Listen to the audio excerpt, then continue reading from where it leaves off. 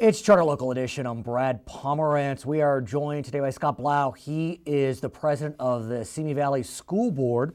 And I want to speak with you about school construction. We all know that statewide there was a $9 billion bond on the ballot, $7 billion for K-12, needed 50% plus one to pass. It did. But in Simi Valley, there was Measure X. It needed 55% to pass. It received 64. That's a real number. That's a real number. That's impressive. Yeah. For a region that one could argue is more right of center than left of center. Correct. What went right, sir? So what went right is that we had a broad-based community of supporters that saw that our schools had not had a bond since 2004 passed. So we had a 12-year sort of gap, and we don't go to the public very often. The other thing that went right is we had quite a bit of changeover in the board.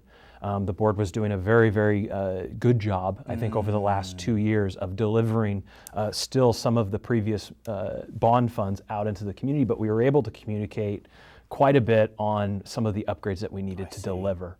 And once people saw that for a nominal tax, it was very easy to sell. And that's the type of, local funding that needs to happen. 64%. It was very solid. That's very solid. Yeah, it was a very solid. Considering that 55, the anti-tax groups, in town did not really come out. They were pretty silent about it because I think that they felt that they needed. They picked their battles. They picked their battles. There was more interest, I think, in the transportation tax Measure AA, which did not pass. And in fact, I did not support it. So. Interesting. I want to talk about the interplay between Prop 51 and Measure X.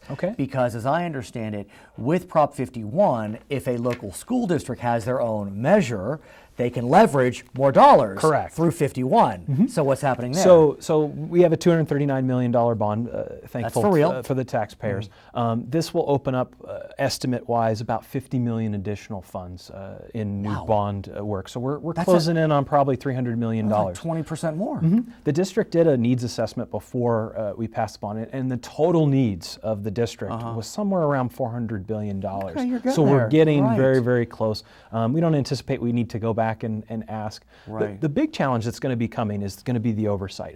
We're going to do a good job. Do you have an oversight committee? We have an oversight committee. Anything with 55, anything with 55% must have an oversight committee. But the most important thing right now is because so many districts passed bonds right now, there's going to be an interesting supply-demand challenge on contractors. And I have a concern that we're going to have to go out to market and contractors are going to be able to bid us up quite a bit more. So we want to be able to make sure that those dollars can be spent very efficiently on projects that we need that will be long-standing. So what projects are at the top of the list? So projects at the top of the list right now pretty much have to do with, things like roofing. We've got to be able to upgrade roofing and modernization.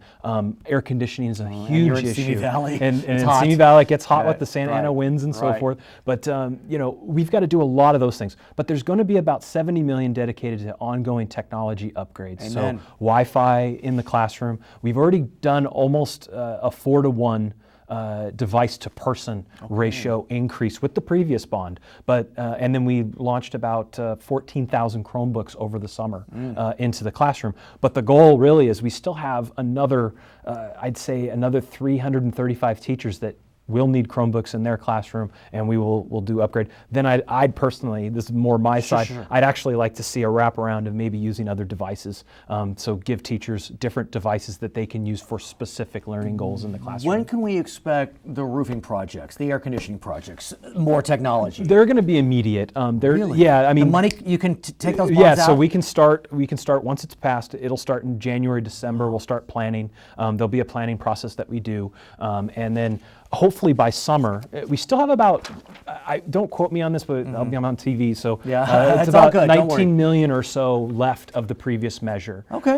And so we're going to be going through a little bit of that. But the thing is it was actually fairly small that we had left, so we have to find specific projects. This one was a much more flexibly written bond, so we're going to be able to pursue needs right away along the lines of what we did in our needs assessment by campus. We also are looking at doing a really interesting thing with classrooms, classroom redesign. So a lot of it, you go into a classroom, it's still the rows and the chalkboard and those types of things. We're going to be going in there and have a much more flexible looking environment for students to participate at tables, participate in group learning activities, all the things that basically education practice research has come out and said is a much more effective learning environment. I mean, even things like lighting in the classroom. We're going to be able to provide lighting in the classroom in a much different way, which does align with achievement. So very exciting. No, it is very exciting. One of the challenges, though, that you face, and it's not unique to Simi Valley Unified, is that you need teachers in those high-tech classrooms. Correct. And what we know is California is facing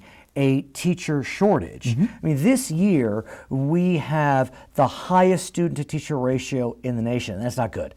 We usually want a low student-to-teacher ratio. Correct. I mean, last year we had 43,000 teacher vacancies. We have fewer students, college students seeking teaching credentials.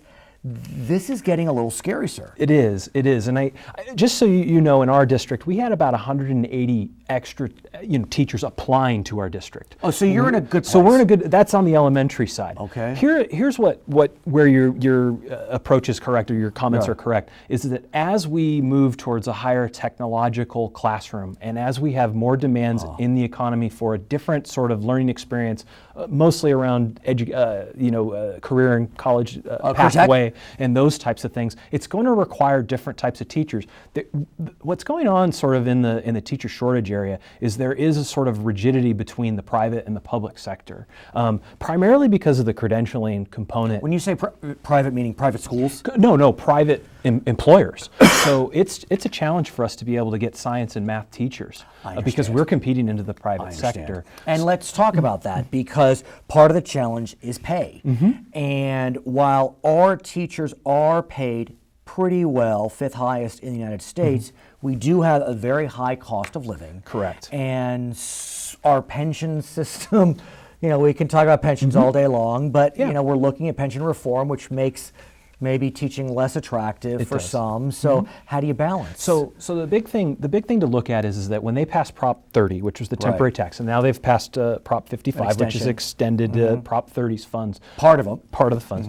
They got rid of the sales tax. The big component is that we have to look at from those funds is we've got to be able to get to a point where they don't offload the pension costs on districts. So right now, and they've been doing that. I have a three-year budget that I have to pass every year in my community, and we're seeing pension allotments requirements that we have to pay that are almost impacting healthcare costs, impacting our ability to give raises, and impacting that. So the state really needs to take a little more responsibility. The current STRS and PERS, the last number I saw, they're losing about 1.4 million a month. And they're turning to you. And they're turning to us to sort of balance the budget, and then we're passing those costs off. We're trying to work with our teachers, trying to attract our teachers. So one of the biggest risks actually to districts is the state of California in a lot of ways. Unfortunately, they are able to offload a lot of the costs onto districts to be able to balance their budget, and then they also are sitting on about a $7.9 billion reserve.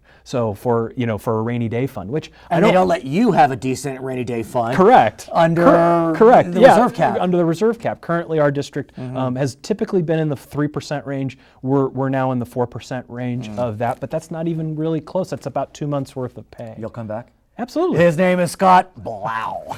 He is the president of the Simi Valley Unified School District. My name is Brad Pomerance. You are watching us on Charter Local Edition.